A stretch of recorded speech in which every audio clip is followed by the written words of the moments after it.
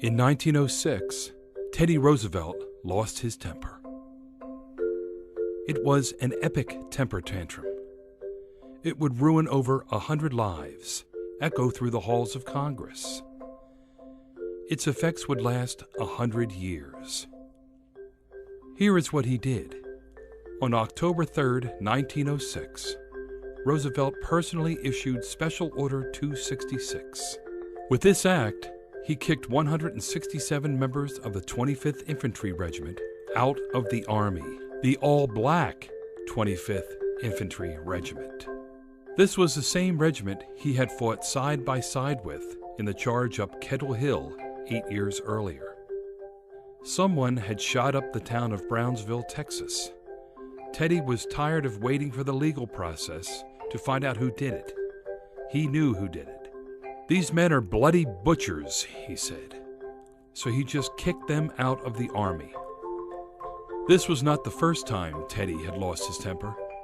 There was the time when young Theodore let the wolf rise in him as he was boxing his younger brother Elliot. He started beating Elliot senseless, hitting him in the head over and over, until big sister Bamie stopped him. Each one of us has in him certain passions and instincts, Roosevelt once told an audience, which, if they gained the upper hand in his soul, would mean that the wild beast had come uppermost in him. Well, the wild beast came out this time. The men of the 25th Infantry protested Special Order 266. They insisted that they had not shot up the town. The black press was up in arms. But Roosevelt did not back down. Just the opposite. He hired detectives to spy on the soldiers. He attacked Joe Foraker, the senator from Ohio who defended the black troops. Roosevelt viciously opposed all attempts to overturn his order. Foraker left the Senate. The Brownsville protests eventually faded away. So did the men of the 25th Infantry.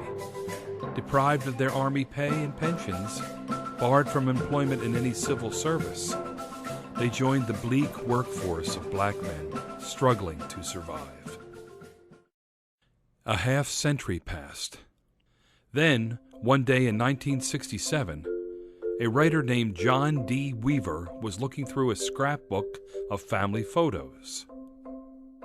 "Where was this one taken?" he asked his mother. "Oh, that was Texas," answered his mother. "Your father worked on a trial there. Teddy Roosevelt kicked a bunch of black soldiers out of the Army." Weaver didn't believe his mother. He had never heard of such a story. John D. Weaver researched it. He found it was true. It didn't sound right, so he began digging into it. He found that the Texas investigators found bullet shells in the street after the raid that night in 1906. The bullets did not match any of the rifles the black troops carried.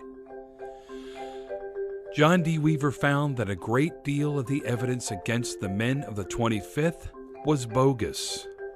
He wrote a book exonerating the men of the 25th. In 1972, the U.S. Army issued honorable discharges for the men of the 25th Infantry.